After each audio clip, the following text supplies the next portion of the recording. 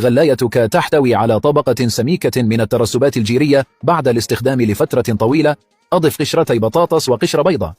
اسكب كمية صغيرة من الخل وبعض الماء. اتركها تغلي ورج الغلاية برفق. ستزول الترسبات الجيرية بسهولة. يلا يا باشا نجرب، يلا يا باشا. ادي الكاتل بتاعنا. طبعا بص كده هتلاقي فيه جوه يعني تعابين، مش بس وسخ. تمام، شايف في حز جوه ابن جنيه جميل. ادي قشر البطاطس وقشر البيض. تمام، اقلب يا معلم. فين الخل؟ وقال لك شويه خل عمك الحاج. حلو قوي كده. نغلي ونجي لكم تاني. يلا يا باشا، وادي الكاتل بعد ما غلي بقشر البيض والبطاطس. نفتح ونشوف المفاجاه. اقسم بالله ما مصدق،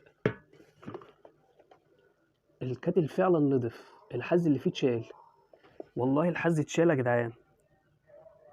ايه ده؟ لا هو عامل الشكل في الكاميرا مش واضح، فعلا الكاتل نضف والله. الله، هي دي التجارب اللي فعلا تنفع وتفرح وحاجه كده تشرح. تنسوش تجربوها. يا نهار اسود، ما علينا. زي الفل، كاتل زي الفل.